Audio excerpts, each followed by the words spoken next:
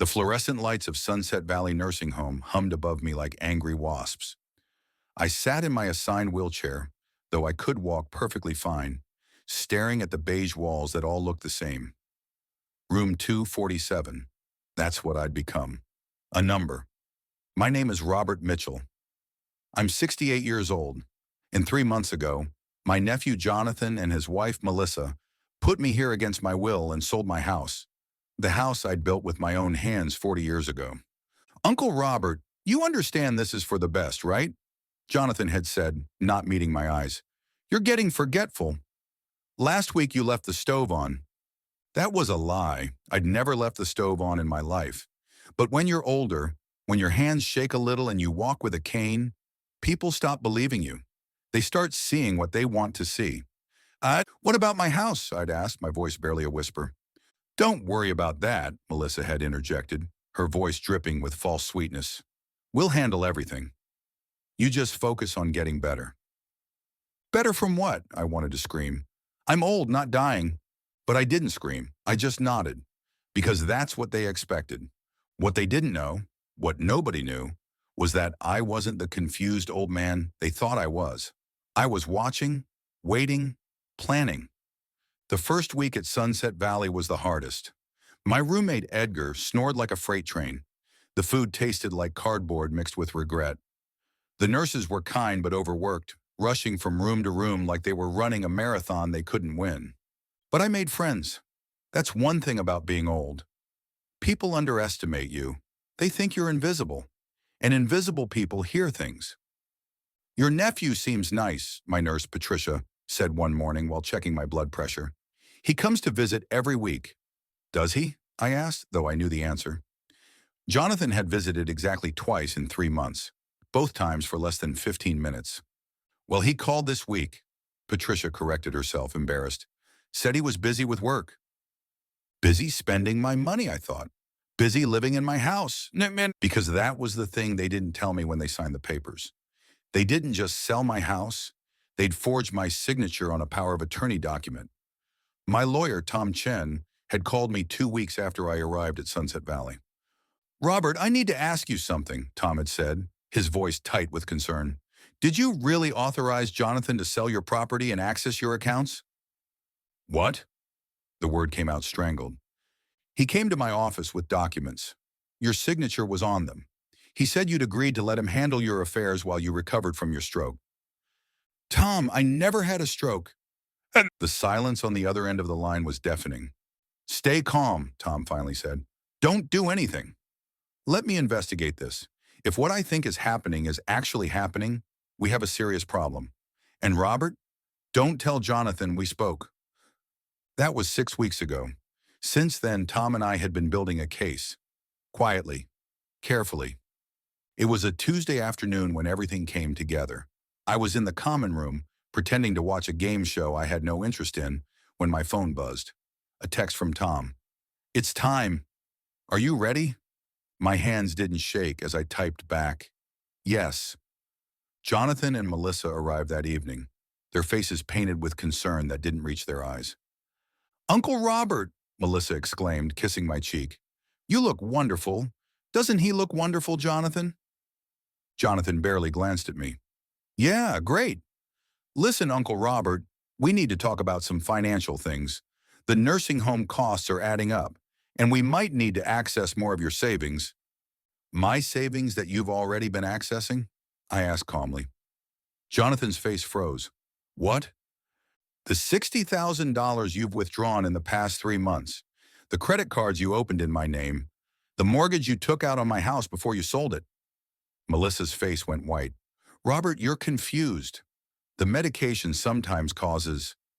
I'm not confused. I pressed the call button beside my chair. I'm actually quite clear-headed. Patricia appeared in the doorway, but she wasn't alone. Behind her stood Tom Chen, and behind him, 2 police officers. What is this? Jonathan demanded, his voice rising. This is called elder abuse and financial fraud, Tom said, stepping forward with a folder full of documents. We have bank records, forged signatures, and a very detailed paper trail of every illegal transaction you've made. I watched as the color drained from Jonathan's face. Melissa grabbed his arm, her nails digging into his sleeve. "Uncle Robert, please," Jonathan stammered. "I can explain." "Explain what?" I asked, and for the first time in 3 months, I stood up from the wheelchair. "Explain how you convinced me I was losing my mind? Explain how you forged my signature? Explain how you were planning to drain my accounts and leave me here to rot?" "We were going to take care of you," Melissa shrieked. "You put me in a nursing home and sold my house." "That house was falling apart," Jonathan shouted back. "You're old. You can't maintain a property like that. We did you a favor." "A favor?" I laughed, but there was no humor in it. "A favor would have been asking me. A favor would have been talking to me like I'm a human being instead of an inconvenience. You didn't do this for me, Jonathan. You did this for you." One of the officers stepped forward. "Mr. Mitchell, we'll need you to come with us to make a statement." "I'm not going anywhere," I said. "But they are." The legal proceedings took 4 months. During that time, I learned things about my nephew that broke my heart. The gambling debts, the failed business ventures, the lies he'd told his wife about his finances. Melissa had known about some of it, had even encouraged the plan to access my assets, but she hadn't known just how deep Jonathan's problems went. In the end, they pled guilty to avoid trial. Jonathan received 2 years in prison and 5 years probation. Melissa received probation and community service. They were ordered to repay every cent they'd stolen, plus penalties and my legal fees. But the real surprise, the one I'd been holding back, came during the sentencing hearing. "Your Honor," I said when given the chance to speak, "I'd like to add something to the record." The judge nodded for me to continue. "My nephew believed he was inheriting my estate. That's what motivated all of this. The house, the savings, the investments. He thought it was all going to be his one day." I paused, letting the words sink in. "What he didn't know is that I changed my will 5 years ago." Jonathan's head snapped up, his eyes wide with shock. "I never told anyone because I wanted to see who in my family actually cared about me. Not my money." The house that Jonathan sold? The one he thought he was going to inherit? I'd already deeded it to a charitable trust that provides housing for homeless veterans. The trust had a leaseback agreement that let me live there until I died or voluntarily moved. When Jonathan forged my signature and sold it, he actually sold property he never would have owned anyway. Melissa gasped. Jonathan looked like he'd been punched. "The bulk of my estate, my savings, investments, and life insurance, is being divided between 3 organizations: the local Veterans Shelter, the Alzheimer's Research Foundation, and Sunset Valley Nursing Home's Patient Assistance Fund." I smiled for the first time in months.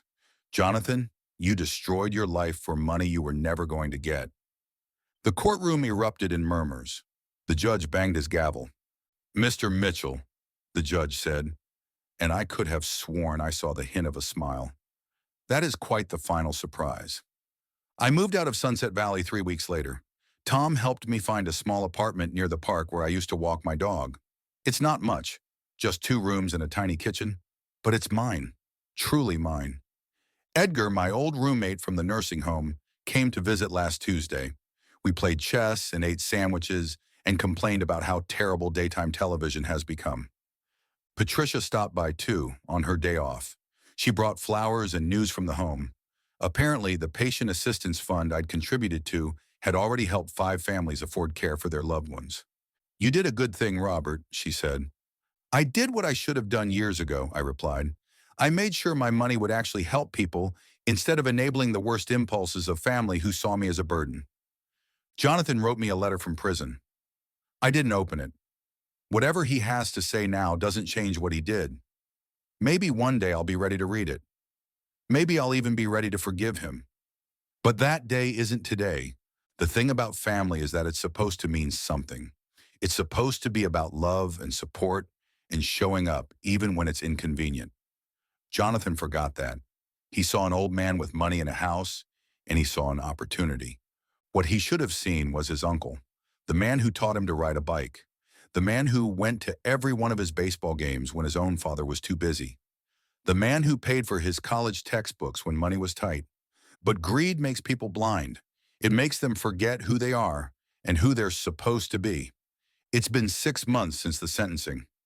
I'm sitting in my small apartment, drinking coffee that I made myself in a kitchen that's actually mine. and I'm thinking about what happens next.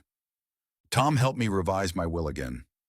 The charities are still the primary beneficiaries, but I've added something new, a small trust fund for Jonathan's children, my great-niece and great-nephew, that they can access when they turn 25. Not enough to spoil them, but enough to help them get started in life, enough to show them that their grandfather's mistakes don't define them. I'm also volunteering now. 3 days a week, I go to Sunset Valley and play chess with the residents who don't get visitors. I read to the ones whose eyes have grown too weak. I listen to their stories because everyone deserves to be heard. Edgar jokes that I'm the only person who voluntarily goes back to a nursing home. But it doesn't feel like going back. It feels like moving forward. Last week I ran into Melissa at the grocery store. She was alone, her cart half empty, her face drawn and tired. She saw me and froze, clearly debating whether to run or speak. "Robert," she finally said, her voice small. "I'm sorry." "For everything. I know that doesn't mean anything, but I am." I looked at her, really looked at her, and saw something I hadn't seen during the trial. Genuine remorse. "How are the kids?" I asked. She blinked, surprised. "They're okay. They don't really understand why their dad is gone. I tell them he's away for work. When they're older, tell them the truth. They deserve that." Melissa's eyes filled with tears. "He really did think he was helping you, you know. In his twisted way, he convinced himself that you'd be better off in a home, that you were too proud to ask for help." "Melissa," I interrupted gently, "the road to hell is paved with good intentions. Jonathan's problem wasn't that he wanted to help. It was that he never asked what I actually needed." She nodded, wiping her eyes. "The kids ask about you sometimes. If you'd ever want to see them?" "Not yet," I said honestly, "but maybe one day. When they're old enough to understand what happened and why. When we can start fresh." "Thank you," she whispered, "for the trust fund. Tom told me. You didn't have to do that." "I did it for them, not for you or Jonathan.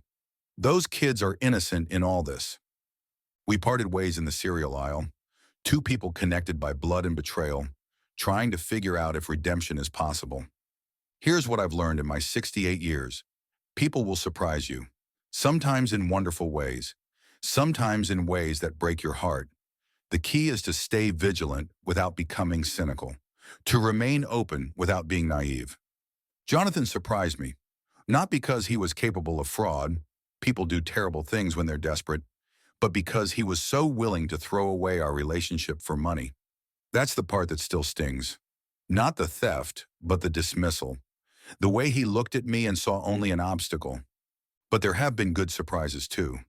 Tom, who worked countless hours on my case and refused to take payment beyond his standard fees. Patricia, who testified on my behalf about the signs of elder abuse she'd noticed. Edgar, who became the best friend I didn't know I needed. And myself. I surprised myself.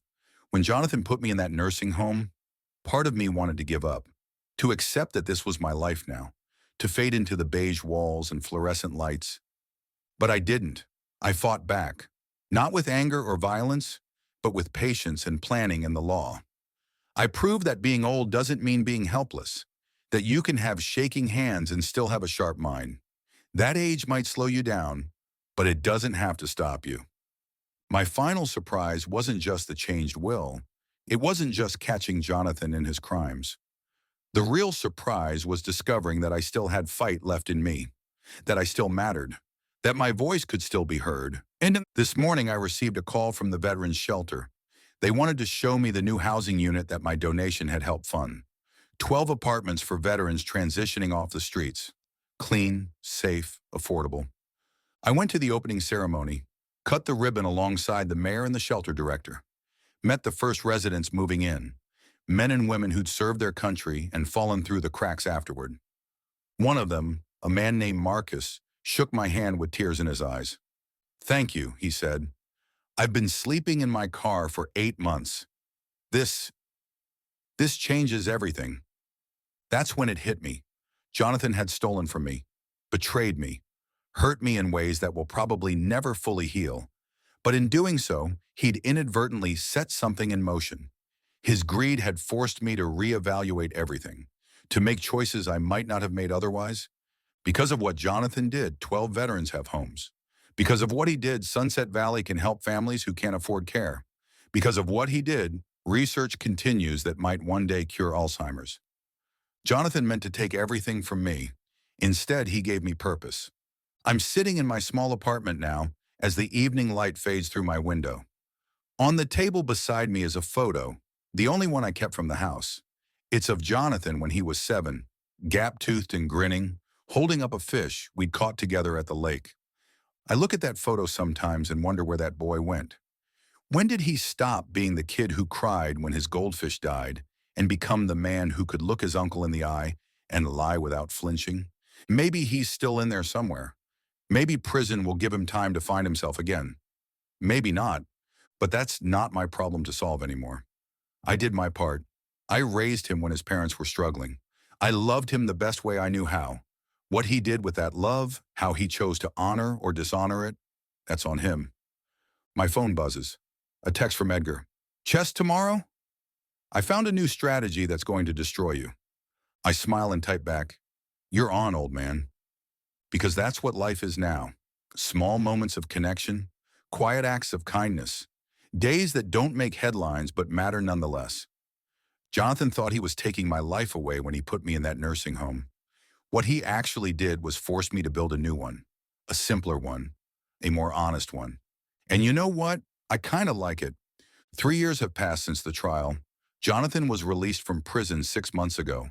He's living in a halfway house, working at a warehouse, trying to rebuild his life. We haven't spoken. Melissa sends me photos of the kids sometimes. They're growing so fast. The oldest, Emma, just turned 9. She has Jonathan's eyes, but I hope, not his impulses. The trust fund sits waiting for them, along with letters I've written, one for each child, to be opened when they access the money. Letters explaining what happened, but also explaining forgiveness. Explaining that mistakes don't define us, but how we respond to them does. I don't know if I'll live to see them turn 25. Statistics say probably not, but that's okay. I've made my peace with mortality. We all end up in the same place eventually. The question is, what do we leave behind? Jonathan wanted to leave behind wealth, security, a legacy built on someone else's sacrifice. I'm leaving behind housing for veterans, medical care for families who need it, research that might save lives, and 2 kids who will hopefully learn from their father's mistakes and choose a different path. That's my final surprise. Not revenge, not punishment, but purpose. Last week I got a letter. It was from Jonathan. Not the first he'd sent, but the first I'd opened. Dear Uncle Robert, I don't expect you to read this. I don't even deserve for you to read this. But I'm writing anyway because my therapist says I need to be honest, even when it's painful. I destroyed everything. My marriage, my freedom, my relationship with my children, and worst of all, my relationship with you. I can list all the reasons I thought I was justified, the debts, the pressure, the fear, but none of it matters. What I did was wrong, unforgivably wrong. I tell myself I did it because I was desperate, but the truth is, I did it because it was easy. You trusted me, and I took advantage of that trust. You loved me, and I weaponized that love. There's no excuse for that. I'm not asking for forgiveness. I haven't earned it. I'm just asking that you know, I remember. I remember the bike rides, the baseball games, the college textbooks. I remember every kindness you showed me, every sacrifice you made, and I remember throwing it all away for money I didn't even get to keep. The irony isn't lost on me. I destroyed my life for an inheritance that was never coming.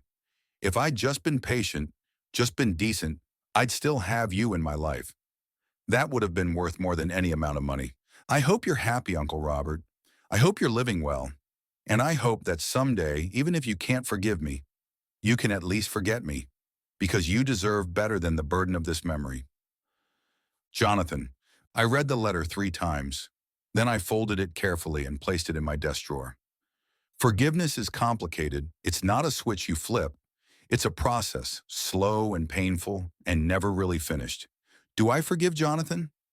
I don't know. Some days, yes. Some days, number. Some days I'm too tired to care. But I can do something close to forgiveness. I can let go. I can stop letting his betrayal define my life. I can choose to remember the good times without being destroyed by the bad ones. That's not weakness. That's survival. I'm turning 71 next month. Edgar is throwing me a party at Sunset Valley. Patricia's baking a cake. Tom is coming, and so is Marcus from the Veterans Shelter, and a dozen other people who've become my family in the truest sense of the word. People who chose me, not because of blood or obligation, but because they wanted to. That's the real surprise, I think. Not the will, not the trial, not even the justice. The surprise is that after everything, after the betrayal and the nursing home and the wheelchair I didn't need, I'm happy, genuinely, unexpectedly happy. Jonathan tried to take my life away. Instead, he freed me to find a better one. Sometimes I wonder if I should tell him that, if I should write back and explain that his worst act led to some of my best years. But I don't think he's ready to hear it. Maybe he never will be. That's okay. This isn't about him anymore. It's about the chess games with Edgar, the volunteering at Sunset Valley, the veterans in their new homes, the families who can afford care for their aging parents, the researchers working toward a cure. It's about waking up in my small apartment and knowing that every single thing in it is truly mine. No one forged my signature. No one made decisions for me. No one treated me like I was invisible. I matter. I still matter. That's the surprise that keeps on giving. The other day, I was walking through the park when I saw a young man teaching his son to ride a bike. The boy was wobbling, scared, crying that he was going to fall. "I've got you," the father said, hands on the bike seat. "I won't let go until you're ready."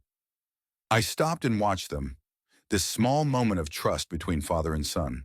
And I thought about Jonathan, about the boy he used to be, about the man he became. Where did it go wrong? Was there a moment when I could have changed things? A conversation we should have had? A lesson I failed to teach? Maybe, probably, but I can't carry that weight anymore. I did my best with the knowledge and resources I had. Jonathan made his choices. I made mine. And my choice now is to live, fully, gratefully, without bitterness. Because here's what they don't tell you about revenge or justice or final surprises. They're empty if that's all you have. The real victory isn't in what you take from others, it's in what you build for yourself. Jonathan lost everything trying to steal from me. I lost everything too, in a way.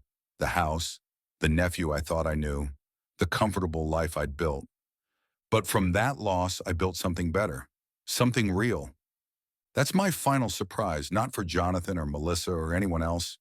For me, I'm 70 years old, living in a two-room apartment, volunteering at a nursing home, and I've never been richer. Not in money, in purpose, in connection, in the quiet satisfaction of knowing that when I die, whenever that day comes, I'll leave the world a little better than I found it. They put me in a nursing home and sold my house. They thought they were ending my story. Instead, they gave me a chance to write a new one. And this ending? This ending is mine.